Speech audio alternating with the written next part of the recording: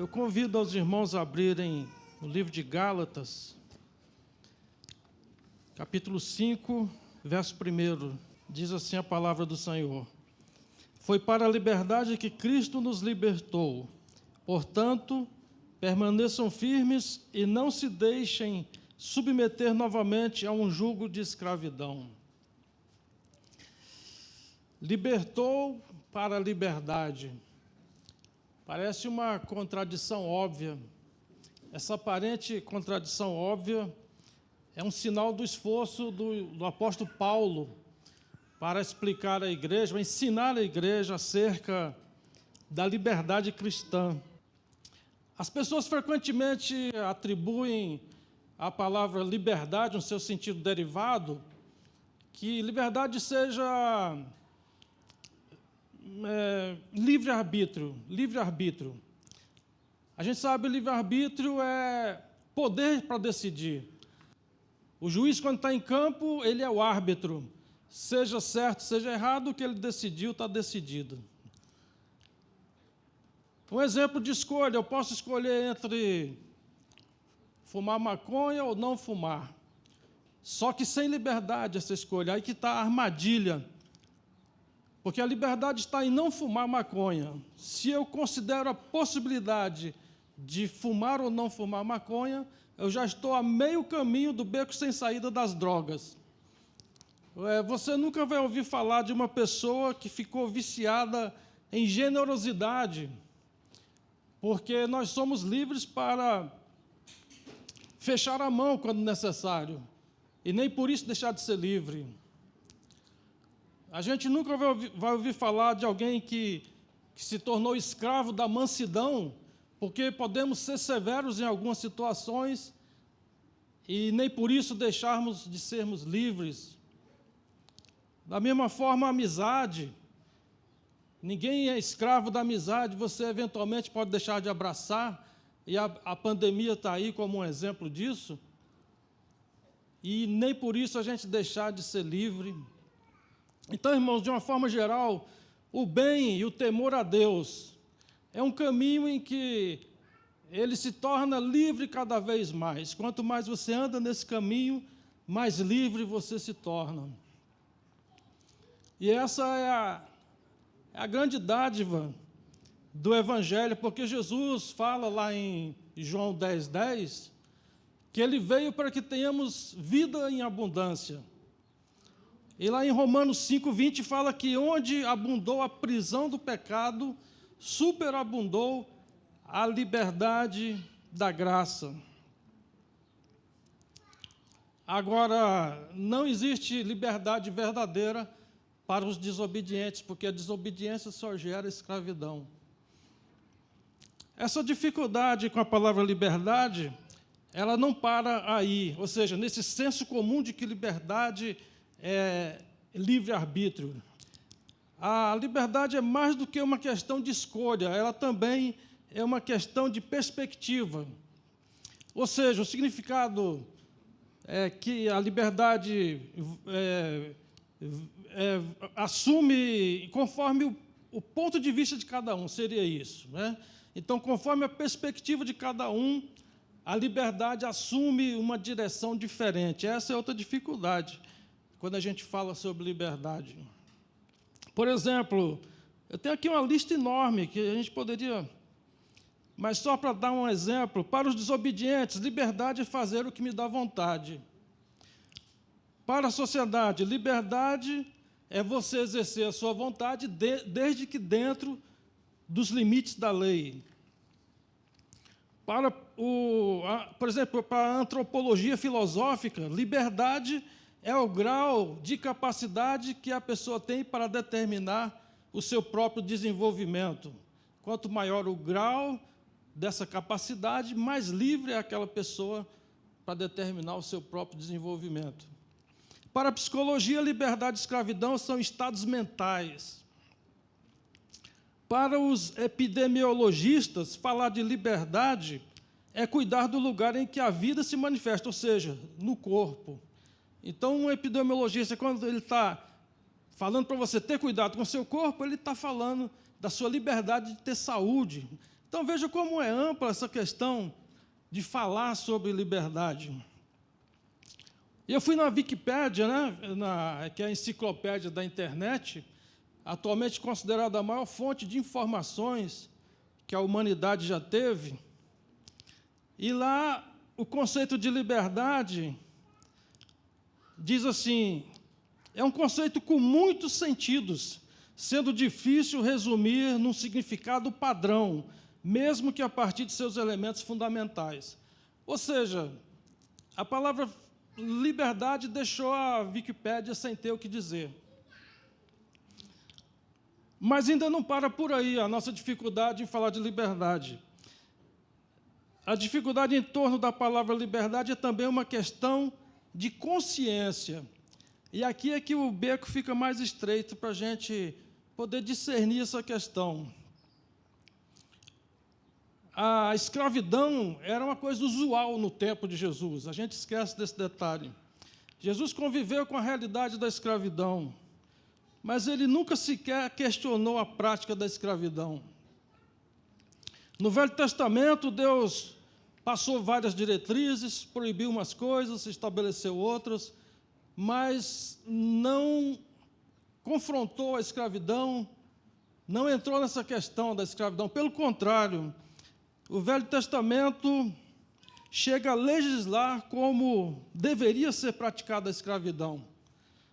Por exemplo, eu vou ler aqui Levítico 25, verso 44 ao 45, diz assim: quanto aos escravos ou escravas que tiverdes, virão das nações ao vosso derredor, delas comprareis escravos e escravas. Também os comprareis dos filhos dos forasteiros que peregrinam entre vós, deles e das suas famílias que estiverem convosco, que nasceram na vossa terra, e vos serão por possessão. Deixá-los-eis por herança para vossos filhos, depois de vós, para os haverem como possessão, perpetuamente os fareis servir. Mas sobre vossos irmãos, os filhos de Israel, não vos assenhorareis com tirania uns sobre os outros. Veja aqui que a própria Escritura define a escravidão como assenhorear-se com tirania uns sobre os outros. Então, nós vemos aqui, a Escritura, irmãos, ela não trata essas questões com demagogia. Então, ela aqui fala que escravidão é isso. O Novo Testamento, ele ensina a plena submissão até mesmo aos senhores cruéis, como diz lá em 1 Pedro 2,18, diz assim: servos, sede submissos, com todo o temor ao vosso Senhor, não somente se for bom e cordato, mas também ao perverso. Então, a gente entra aqui numa questão aparentemente controversa, mas, na verdade, da palavra do Senhor não existe controvérsia. O que acontece? Nós sabemos muito bem que é claro e nítido o amor e a valorização da pessoa humana na vida e na pregação de Jesus Cristo. Isso está no âmago do Evangelho. E eu quero tirar um exemplo disso para os irmãos a partir da própria epístola a Filemon, quando lá no verso 15 e 16 de Filemon, ele diz assim, Paulo diz a Filemon: eu acredito que Onésimo veio a ser afastado de ti temporariamente, a fim de que o recebas para sempre, não como escravo, antes muito acima de escravo, como irmão caríssimo, especialmente de mim, e com maior razão de ti, quer na carne, quer no Senhor.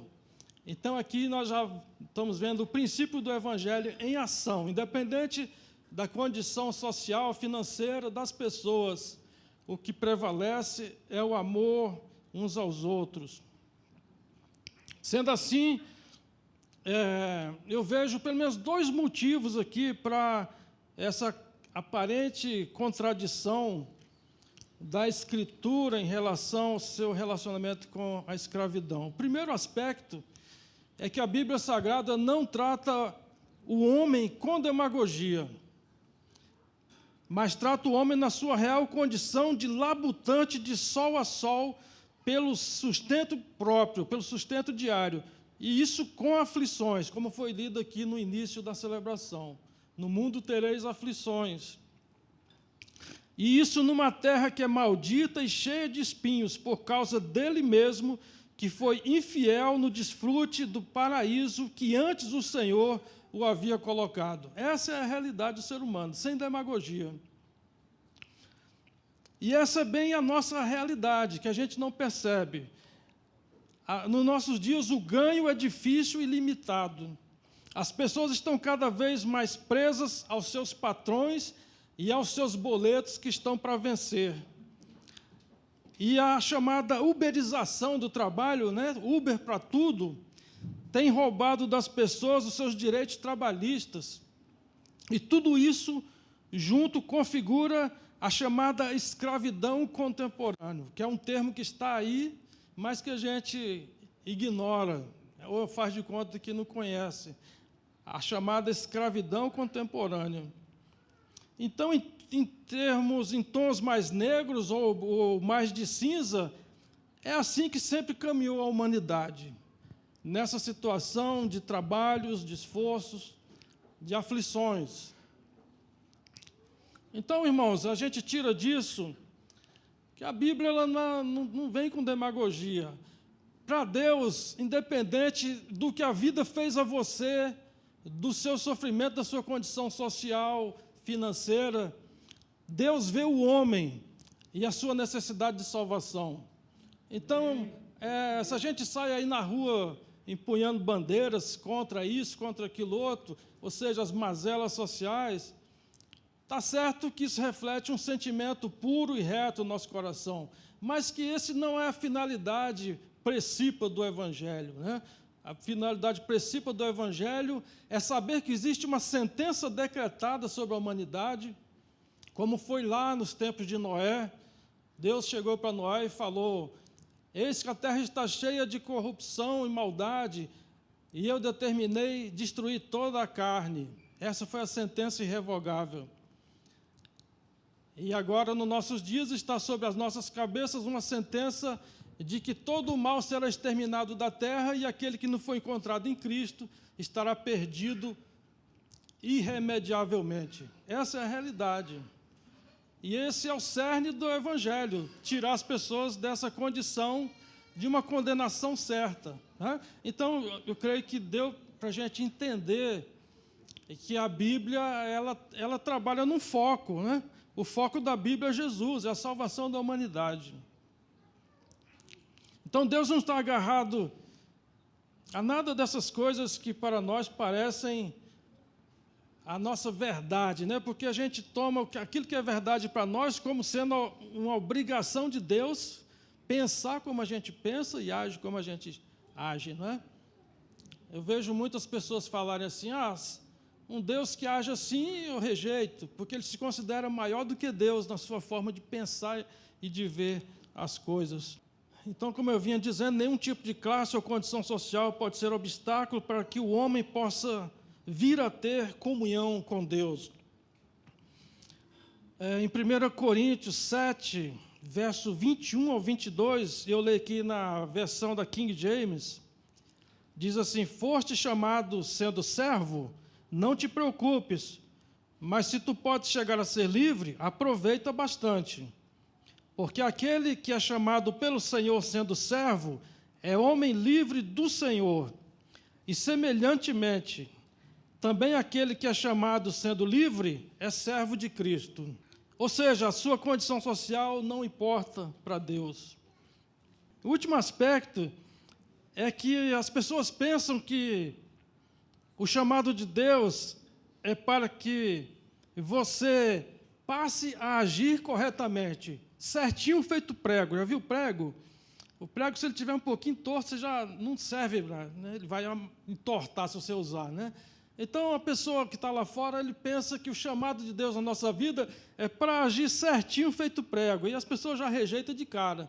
Mas, na verdade, o chamado de Deus para nós é para entender corretamente, é para conhecer a verdade. Uma vez conhecendo a verdade, vamos agir corretamente, espontaneamente, de uma forma prazerosa, inclusive.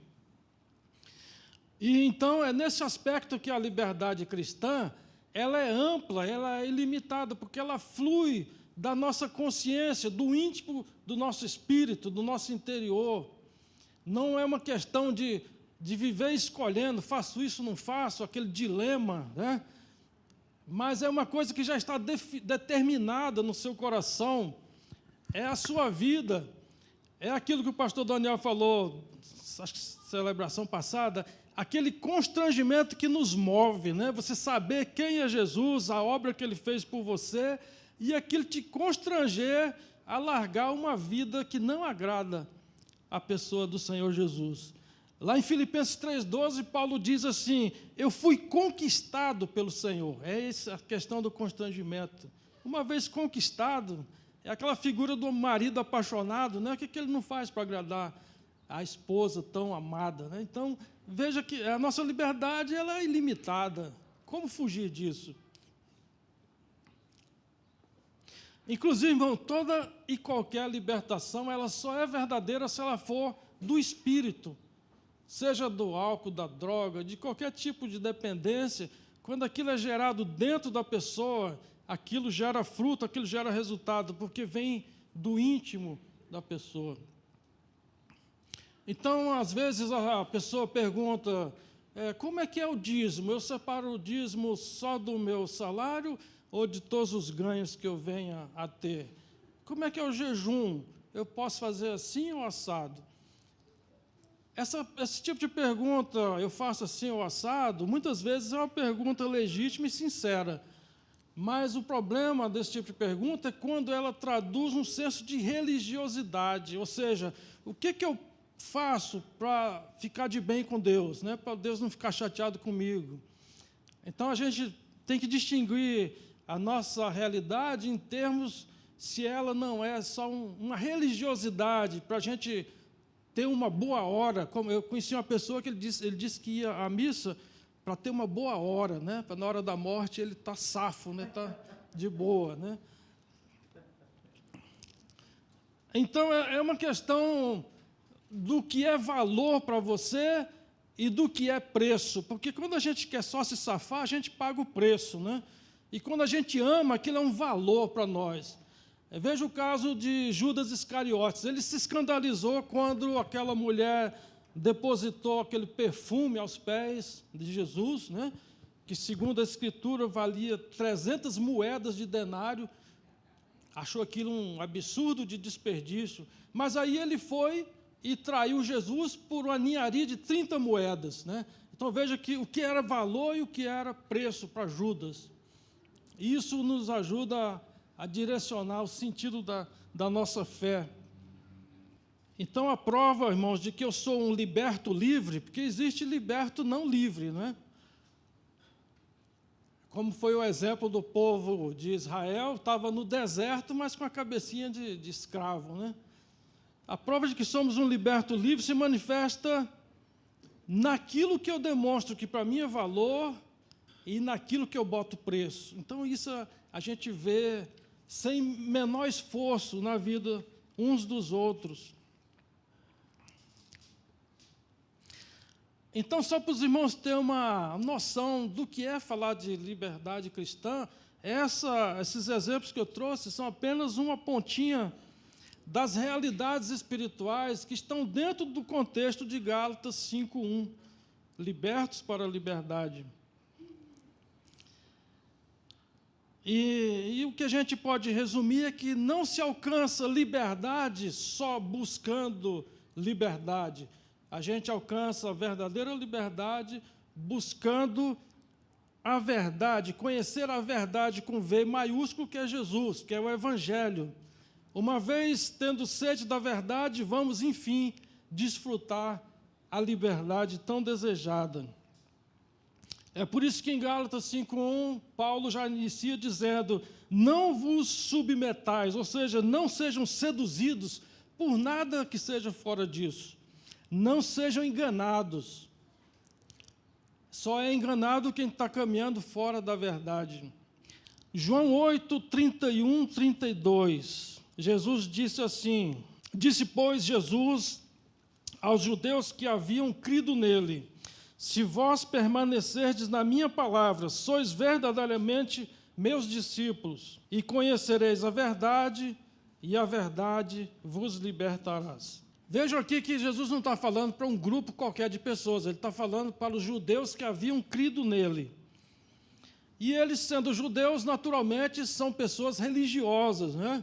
E quando Jesus fala para permanecer em Cristo, ele está dizendo: olha, não é no templo, não é na tradição de vossos pais, não é nos rituais de purificação e tantas outras coisas que faziam parte do contexto religioso, que eles haviam nascido e se criado naquilo.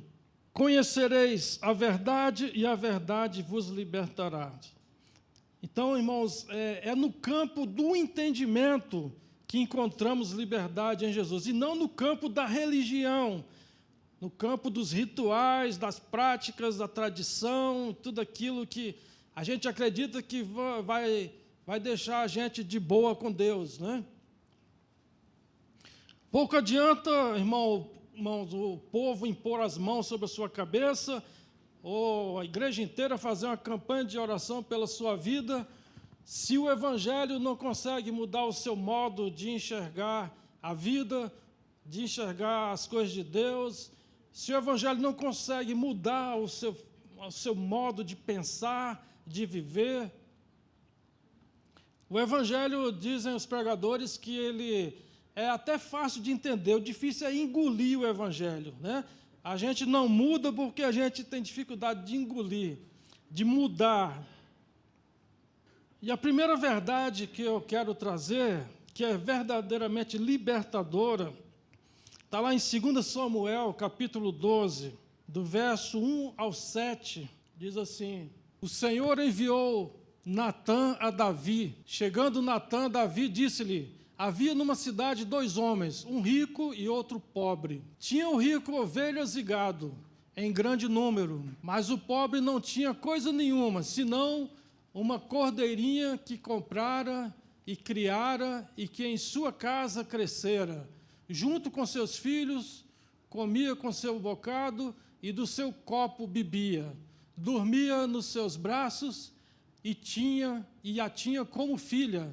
Vindo um viajante ao homem rico, não quiseste tomar das suas ovelhas e do gado para dar de comer ao viajante que viera a ele, mas tomou a cordeirinha do homem pobre e a preparou para o homem que lhe havia chegado.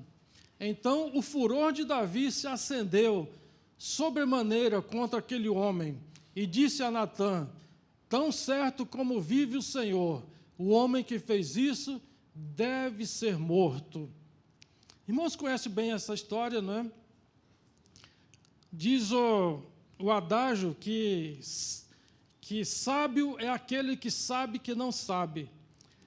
E aqui Davi, na sequência do texto, ele vai ficar espantado quando o profeta diz: Este homem é você. Davi não sabia o quanto ele era mau. A primeira verdade que nos liberta é exatamente essa: nós não sabemos o quanto somos maus. Somos mais piores do que imaginávamos. Isso nos livra do pecado da bondade. Devemos andar na bondade, mas o problema é quando a gente se acha bom. É bom o suficiente. Então, a libertação, ela passa pelo entendimento, mas um entendimento que nos traz constatação. Tá? E essa aqui é uma constatação que a gente precisa ter. Não sou bom o suficiente. Eu sou pior do que eu imaginava. A Bíblia Sagrada, ela nos traz essa realidade, ela nos mostra a nossa condição. Lá em Salmo 51:5 diz que eu nasci na iniquidade e em pecado me concebeu minha mãe. Lá em Salmo 58:3 diz que nós nascemos e logo nos desviamos dizendo mentiras. Em Eclesiastes 7, 29, diz que Deus fez o homem bom e perfeito, e aí nós chegamos e bagunçamos tudo. E assim vai, a gente poderia citar diversas passagens onde a Bíblia tenta nos fazer enxergar que nós somos maus. Nenhum de nós, na verdade, tem ideia do quanto somos pecadores, porque seria o mesmo que dizer que um peixe não sabe que está molhado. O peixe já nasceu na água, então não tem sequer a consciência que ele está molhado. A gente nasceu em pecado e não tem sequer a consciência de que o pecado permeia todo o nosso ser. É por isso que lá no Velho Testamento, em Levítico 4 e Levítico 5, o Senhor ordena que naquela época se oferecesse sacrifício pelos pecados desconhecidos, porque a gente peca sem nem perceber. Em Salmo 19, 12, o salmista diz assim: quem há que possa discernir as próprias faltas? Absolve-me das que me são ocultas. E na vida de Paulo a gente vê esse senso do pecado sendo desenvolvido na jornada ministerial de Paulo de uma forma muito interessante. Eu tenho lá em casa uma Bíblia na ordem cronológica. Ela mostra a Escritura na ordem que foi escrita, no tempo, né? E nessa Bíblia, o livro de Jó vem antes do Êxodo. E interessante que eu pude constatar lá que, inicialmente, Paulo se manifestou o menor dos apóstolos. Ele diz lá em 1 Coríntios 15, 9, porque eu sou o menor dos apóstolos, que mesmo não sou digno de ser chamado apóstolo, pois persegui a igreja de Deus. Aí, na sequência do seu ministério, lá em Efésios 3:8, Paulo diz assim, em relação à igreja, já num contexto maior: a mim, o menor de todos os santos, me foi dado esta graça de pregar aos gentios o evangelho das insondáveis riquezas de Cristo. E já mais no final do seu ministério, Paulo se refere a si mesmo em relação ao mundo todo, lá em 1 Timóteo 1,15, dizendo assim: fiel é a palavra e digna de toda aceitação, que Cristo Jesus veio ao mundo para salvar os pecadores, dos quais eu sou o principal.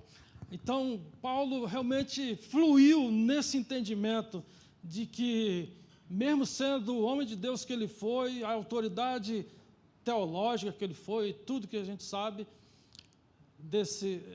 da autoridade de Paulo, né, ele tinha essa consciência de que ele não era bom. Conclusão que a gente tira, né? Devemos vigiar, irmãos, nessa área, para não deixar ficar arraigado no nosso coração esse senso de que eu já fiz tanta coisa para o Senhor e que eu sou mais merecedor, mais bonito, né? A beleza da igreja é que aqui dentro não tem ninguém mais bonito do que o outro. E a conclusão do próprio apóstolo Paulo sobre isso está lá em Romanos 3:9, onde ele diz: o que se conclui? Temos nós qualquer vantagem? Não, de forma nenhuma, pois já temos demonstrado que todos, tanto judeus como gregos, estão debaixo do pecado. Paulo faz aqui referência a judeus e a gregos, porque judeu remete à religiosidade e grego remete à intelectualidade, né? São duas classes de pessoas que rejeitam a ideia de não ser bom. É o religioso e o intelectual. O intelectual olha para o crente e fala: eu não sou idiota igual esse cara aí, que é semi-analfabeto, né? Pessoa que não tem esclarecimento de nada. Eles julgam que aproximar-se de Deus é um sinal de falta de inteligência, né? A segunda verdade que é libertadora nas nossas vidas está lá em Gálatas 4, versos 6 ao 7, que diz assim: e porque vós sois filhos, enviou Deus ao nosso coração o Espírito de seu Filho, que clama: Abba, Pai. De sorte que já não és escravo, porém filho, e sendo filho também herdeiro por Deus. E em Romanos 8:17, traz também esta verdade, dizendo assim: ora, se somos filhos, somos também herdeiros, herdeiros de Deus e co-herdeiros com Cristo. Se com Ele sofremos, também com Ele seremos glorificados. Isso aqui, imaginem uma pessoa num dia assim de total falta de juízo, ela fosse numa agência de automóveis e tirasse lá uma Ferrari 0 quilômetro, em pouco tempo ele estaria arrancando os cabelos da cabeça, porque ele não teria como pagar nem sequer o IPVA daquela Ferrari, não é? E é isso que Deus fez a cada um de nós. Ele chega e perdoa completamente a dívida. Mas veja, não fica só nisso. Uma coisa é você chegar e dizer: olha, eu te amo, está quitado, você não deve mais nada. E outra coisa muito diferente é a pessoa chegar e dizer: olha, está quitada a Ferrari e a partir de agora você é herdeiro do dono da fábrica da Ferrari. É uma coisa completamente diferente. Eu acho que não tem notícia mais extraordinária do que essa. Além de estar tudo quitado, você é herdeiro e você pode ser chamado filho com o Filho de Deus, Jesus. É uma coisa extraordinária, é extraordinário, irmãos. A gente, às vezes, lê a Bíblia como sendo míopes, né? Porque a gente não entra na profundidade do que a Bíblia está trazendo para a gente. E essa questão de que Deus é Pai era uma coisa totalmente desconhecida para os judeus quando Jesus veio. Jesus, quando orava, falava Pai. Quando perguntaram como é que eu devo orar, ele diz: orareis assim, Pai nosso. E as pessoas, veja, as pessoas ficavam admiradas com os milagres que Jesus fez, né? Mas isso não era uma admiração tão ímpar, porque no Velho Testamento a gente vê Elias, Sansão, tantos milagres, né? Então, o milagre para aquele povo não era uma coisa totalmente nova. As pessoas ficavam admiradas com a pregação e a sabedoria de Jesus, mas a palavra não era totalmente uma novidade, porque eles tinham as Escrituras. Agora, quando Jesus chega dizendo que Deus é Pai, isso era uma coisa completamente estranha e desconhecida para aquele povo. E Jesus, ele fala lá em João 20, 17, ele fala assim: recomendou-lhe Jesus: não me detenhas, isso depois que ele ressuscitou, não me detenhas, porque ainda não subi para meu Pai, mas vai ter com os meus irmãos e diz-lhes: subo para meu Pai e vosso Pai, para meu Deus e vosso Deus. Então, irmãos, acima de qualquer coisa que Deus é, Ele é Pai. E Jesus fez questão de incutir isso na gente. Acima de tudo que Ele representa, Ele é Pai.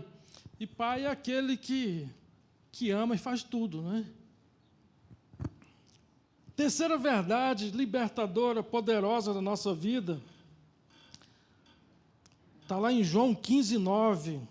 Como o Pai me amou, também eu vos amei. Permanecei no meu amor. A verdade que está aqui é que eu sou mais amado do que eu imaginava. Irmãos, essa aqui é outra passagem da Bíblia que a gente lê como se fosse míope, porque a gente não alcança o que está escrito aqui. O maior deleite de Deus, segundo as Escrituras, é o Filho. Lá em Colossenses 1,13, Jesus é chamado de o Filho do seu amor. Lá em Provérbios 8,30, se refere a Jesus como as delícias do Pai.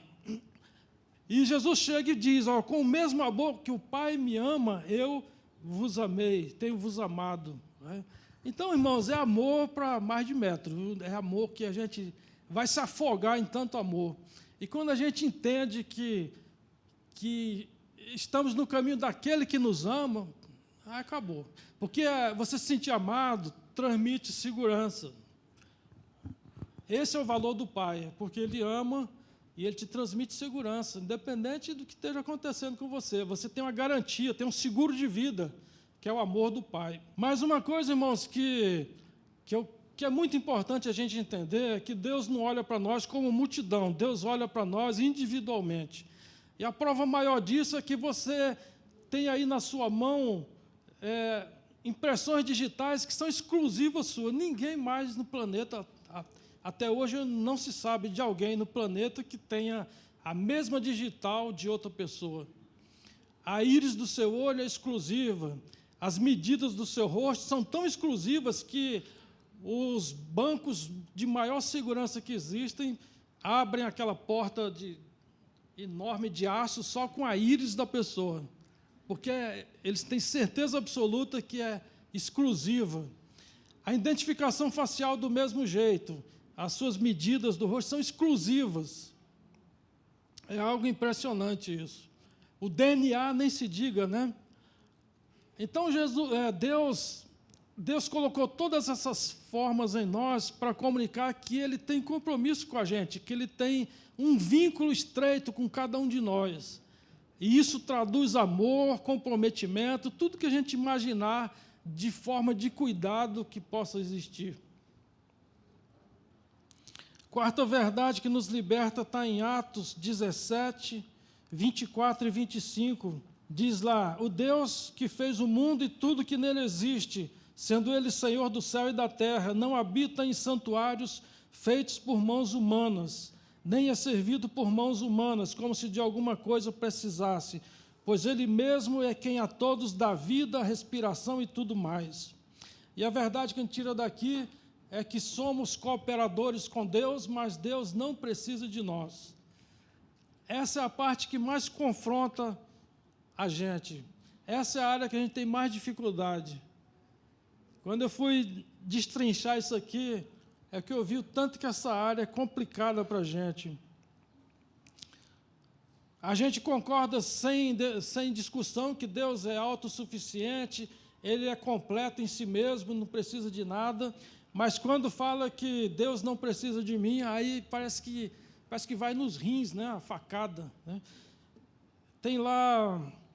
O primeiro problema que a gente enfrenta já de cara é como é que vai barganhar com Deus desse. Você dizer: olha, Senhor, tu está vendo aí, tanto que eu estou me esforçando lá na igreja, né? Como é que barganha com aquele que é o dono até da sua respiração, é dono do planeta? Né? E a gente faz tanto isso, né, de barganhar com Deus. E aí me deu um nó na cabeça, porque a gente encontra o rei Ezequias, né? Ele virou para a parede e falou: Senhor, tu tem visto tanto que eu sou temente a Deus e reto e tudo, né?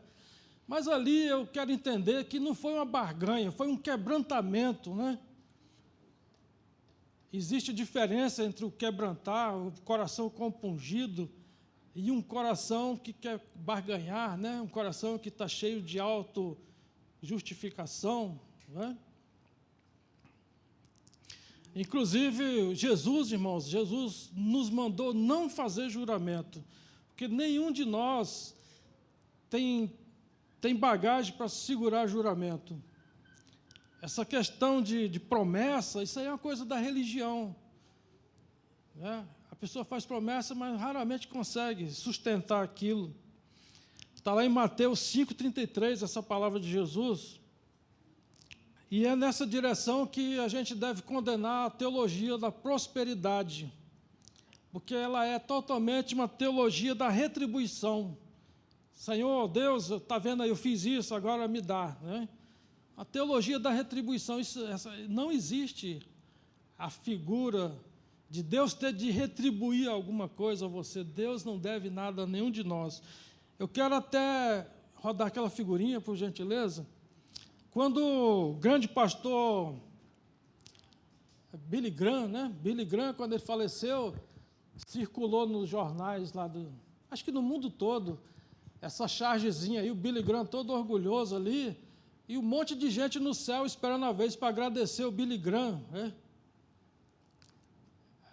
Algumas pessoas acham que Deus precisa de nós para evangelizar, porque Jesus falou: ide por todo mundo, pregar o evangelho. E a gente acha que se a gente não pregar, vai sumir a igreja, vai ser um desastre, né? A obra de Deus.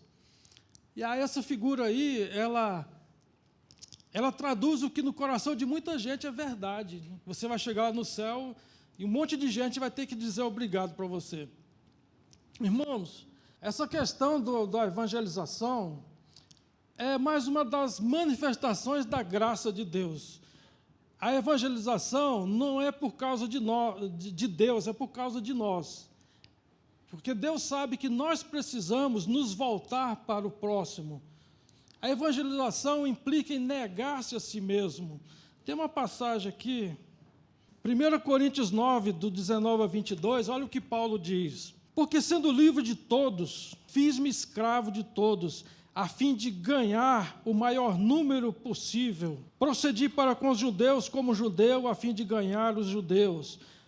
Para os que vivem sob o regime da lei, como se eu mesmo assim vivesse, para ganhar os que vivem debaixo da lei, embora não esteja eu debaixo da lei. Aos sem lei, como se eu mesmo o fosse, não sendo sem lei para com Deus, mas debaixo da lei de Cristo para ganhar os que vivem fora do regime da lei. Fiz-me fraco para com os fracos, com o fim de ganhar os fracos. Fiz-me tudo para com todos, com o fim de que, por todos os modos possíveis, salvar alguns.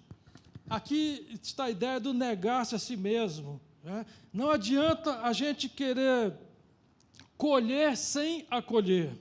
Né? A gente quer colher, encher a igreja, mas sem acolher, sem se doar às pessoas. Então, quando Jesus manda evangelizar, Ele está mandando isso para o nosso bem, não é porque Deus precisa que você evangelize, porque Jesus falou que se fosse essa questão, Ele levantaria as pedras para evangelizar o mundo. É lá em Mateus 9,32, é interessante quando fala assim, ó, Mateus 9,32, ao retirar-se eles, foi-lhe trazido, ou seja, a Jesus, trouxeram a Jesus, um mudo endemoniado, e expelido o demônio, falou o mudo, e as multidões se admiravam, dizendo, jamais se viu tal coisa em Israel. Isso aqui é uma demonstração de que, na nossa vida cristã, a gente vai ver coisas que jamais se viu quando a gente trouxer as pessoas a Jesus. A gente que já trabalhou com casais, com células, a gente sabe bem o que é isso. Né? De você ver as pessoas sendo transformadas, resgatando, Deus está resgatando a dignidade das pessoas. Então, jamais se viu coisa parecida, mas quando você leva alguém a Jesus, aí você vai ver coisas que jamais se viu. Então, irmãos, Deus, quando nos manda fazer as coisas, não é porque Ele precisa da gente, é porque Ele sabe que a gente precisa. É a manifestação da graça de Deus. Inclusive, essa questão de se sentir filho ou não, a maior derrota do filho pródigo e do irmão mais velho do filho pródigo foi exatamente o sentimento de serviçal e não de filho. Lá na passagem do Gênesis, quando Jacó deu aquela túnica de muitas cores a José, o seu filho amado, os outros irmãos tiveram inveja e não suportaram aquela mentalidade de filho que havia em José, porque todos eles tinham mentalidade de serviçal, ao ponto de terem buscado matar José. Né? E aquela túnica de muitas cores que o pai deu ao seu filho amado, é essa figura da multiforme graça de Deus no seu amor por nós. Né? E o evangelismo é só uma forma de Deus nos amar. Porque Ele sabe que a gente precisa buscar o próximo, se aproximar das pessoas. Porque se você é um crente só atrás da televisão, vendo a pregação, aquilo que o pastor Wilson falou aqui, hoje a gente pode se dar o luxo de escolher a pregação que a gente vai ouvir, né? Liga lá a televisão ou a internet e escolhe o que você quer ouvir. Isso não agrega mudança de vida, né? Não agrega liberdade espiritual em ninguém, transformação. Lá em Provérbios 11:30, é um versículo muito lindo, ele diz assim, o fruto do justo é a árvore de vida, e o que ganha almas é sábio. O que ganha almas, né? Essa questão de dizer ganhei almas é só um modo de dizer, sabe, irmãos? Porque é a mesma coisa da parteira que diz, eu trouxe tantos filhos ao mundo, tantos bebês ao mundo. Nenhum de nós tem essa capacidade de gerar vida, de trazer vida ao mundo, mas a gente, é um modo de dizer, eu ganhei almas. Né? Então, outra coisa que nos confronta é a ideia de que não fui eu que escolhi Jesus. Essa bola não está comigo, de ser o escolhedor de Jesus, de chegar aquele dia que eu achar que é mais cômodo para mim chamar Jesus para jogar no meu time. Jesus foi escolhido, eu que escolhi. Isso aqui foi uma facada nos rins também, quando Jesus, lá em João 6, verso 66, Jesus fala assim: à vista disso, muitos dos seus discípulos o abandonaram e já não andavam com ele. Então perguntou Jesus aos 12, porventura quereis também vós, outros, retirar-vos? Então começa dizendo, à vista disso o quê? É o que está lá no verso 65. Verso 65 diz assim, e prosseguiu, por causa disto é que vos tenho dito, ninguém poderá vir a mim, se pelo Pai não lhe for concedido. Isso aqui foi uma agressão para eles. Jesus dizer que não é eles que escolhem, Deus é que tem que trazer a Jesus e Jesus faz a obra na vida da pessoa. Isso foi o que encerrou a conversa com aqueles judeus que haviam crido nele. Quando Jesus disse que não está neles o poder da escolha, não está neles o poder de trazer Jesus para a sua vida só quando isso lhe parecer conveniente. E Jesus prossegue explicando, João 6,37, todo aquele que o Pai me dá, esse virá a mim. Aqui indicando a soberania de Deus nessa matéria da salvação. Deus é o Criador do homem e é também soberano sobre a salvação do homem, e a gente precisa entender isso. Todo aquele que o Pai me dá, esse virá a mim. E o que vem a mim, de modo nenhum, o lançarei fora. Essa aqui é a parte que todo evangélico conhece, né? O que vem a mim, de maneira nenhuma, eu lançarei fora. A gente não vê a parte A do versículo que diz, todo aquele que o Pai me dá. Aí a gente fica só na parte B, naquela convicção errada de que, na hora que eu resolver, eu vou chamar Jesus para vir para o meu lado aqui, né? Tem que ver o versículo inteiro. Verso 44, ninguém pode vir a mim se o Pai que me enviou não o trouxer, e eu o ressuscitarei no último dia. João 1,13 diz assim, os quais não nasceram do sangue, nem da vontade da carne, ou seja, nem da minha decisão, nem da vontade do homem, mas de Deus. E aqui entra o grande mistério, né? Quanta gente você e eu conhecemos que são mais inteligentes do que nós, mais espertos do que nós, e não creem, e nós cremos. É um mistério, né? Mistério insondável, e que a gente tem que dar graças a Deus todo dia. 1 João 4,19 diz, nós o amamos porque Ele nos amou primeiro. Então, o tempo todo, irmãos, a Escritura mostra que Deus nos ama, que Deus se agrada de estar conosco, mas Ele não precisa de nós. Nem de adoração Ele precisa, porque Deus não busca adoração, Ele busca adoradores. Aqueles que vão a Ele do íntimo do seu espírito. Por isso que Ele diz à mulher samaritana, adoração em espírito e em verdade, né? Do íntimo e baseado na pessoa de Jesus, que é a verdade que liberta.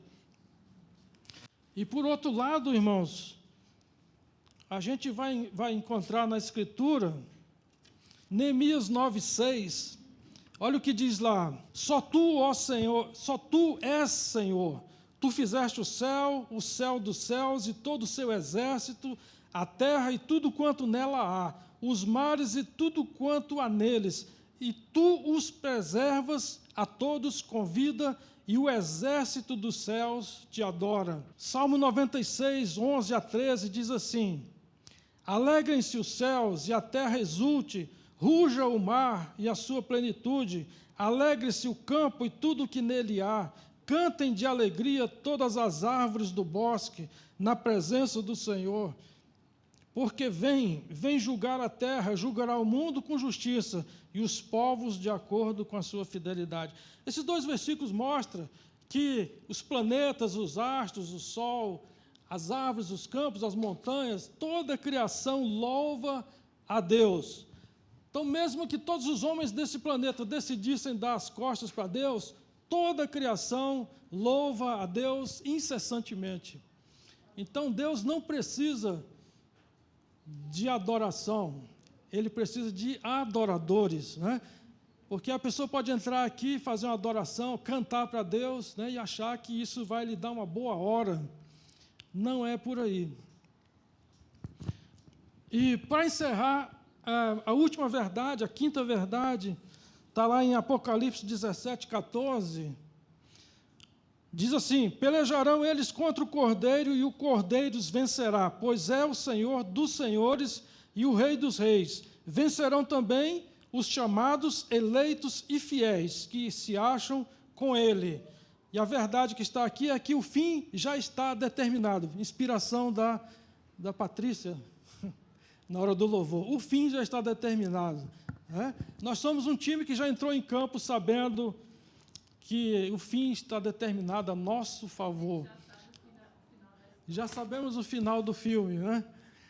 Tudo o que precisamos fazer é permanecer em campo os 50 minutos. A gente sabe que se um time estiver vencendo e abandonar o campo, ele perde a partida, né? Permaneça firme no combate, porque o Senhor, o que prometeu, é fiel e justo para nos dar a vitória. Que o Senhor abençoe os irmãos ricamente nessas verdades que estão aí para o nosso deleite na nossa jornada espiritual com o Senhor. Amém? Anjos te louvam, os anciãos se prostram.